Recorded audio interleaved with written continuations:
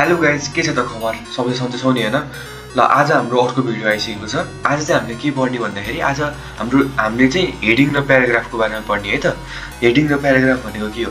पहिलो भिडियोमा नि मैले हल्का हेडिङको बारेमा भनिसकेको थिएँ, तर आज अलिक डिपली जाम हेडिङको बारेमा हैन।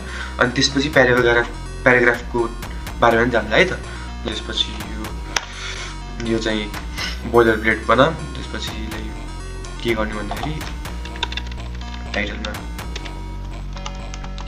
हेडिङ लेखौँ। अनि अब हेडिङ लेखेपछि अब हेरौँ है त। H1 ट्यागबाट सुरु गरौँ है त। सबभन्दा ठुलो हेडिङ चाहिँ के हो भन्दाखेरि H1 ट्याग हो के।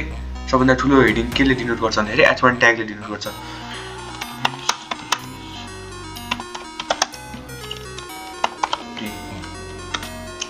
है त। ल यो पनि हेरौँ न त एकचोटि हैन।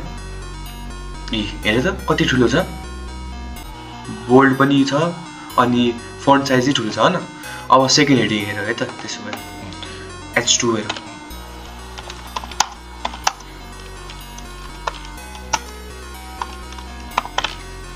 हेर त। सेकेन्ड हेडिङ पनि ठुलै छ तर अलि कम्पेरिटिभली चाहिँ सानो छ। अनि बोल्ड पनि अलिक कमै बोल्ड छ पहिलो H1 भन्दा।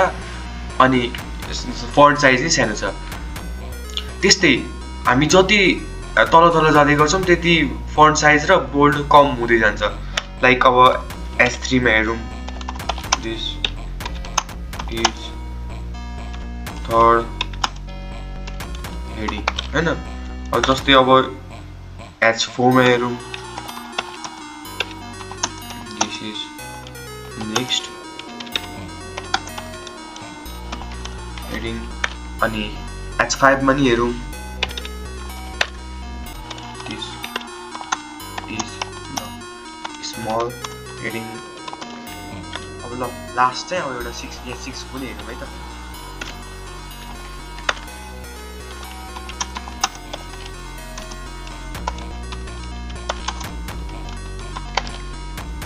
हेरौँ त।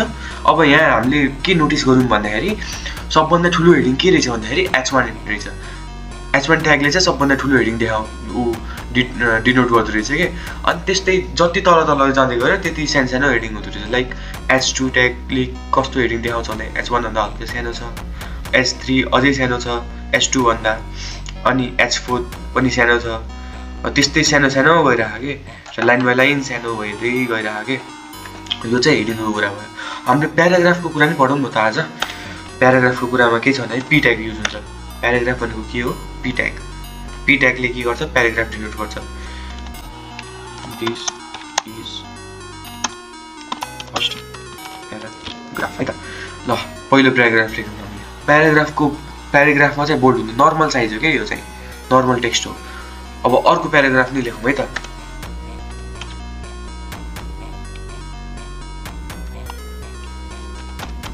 हेर त आफै प्याराग्राफ लेख्दाखेरि चाहिँ प्याराग्राफ ट्यागको क्लोजिङ गरेर अर्को प्याराग्राफ लेख्दाखेरि यहाँ आफै ग्याप भइरहेको। लाइक यहाँनिर एउटै लाइनमा लेखेको छैन कि, फरक लाइनमा लेखेको छ।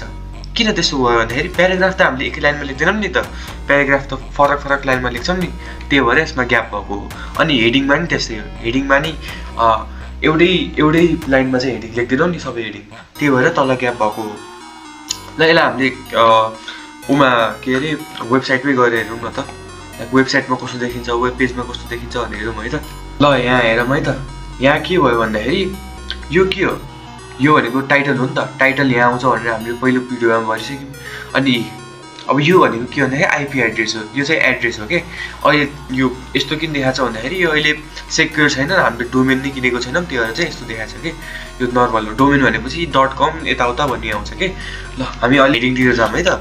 यो हेर सबभन्दा ठुलो हेडिङ H1 ट्यागले गराएको, यो सबभन्दा ठुलो छ है। अनि त्यसपछि सानो हुँदै गछ। त्यस्तै प्याराग्राफ पनि त्यस्तै छ। अनि हामीले के भन्यौँ? एउटै लाइनमा हुन्न। हेडिङ र प्याराग्राफ एउटै लाइनमा हुन्न, तिनीहरू फरक लाइनमा हुन्छ। हो यही हो कि हाम्रो वेब पेज यस्तो देखिन्छ कि। हामीले यो कोड गरेपछि हाम्रो वेब पेज यस्तो देखिन्छ। बुझ्यौ नि हैन? ल आजको लागि यति नै। म नोट्सहरू चाहिँ पठाइदिरहेको हुन्छु, डिस्क्रिप्सनमा राख्छु नोट्सहरू चाहिँ, अनि त्यहीबाट हेर्नु। Okay, thank you for watching.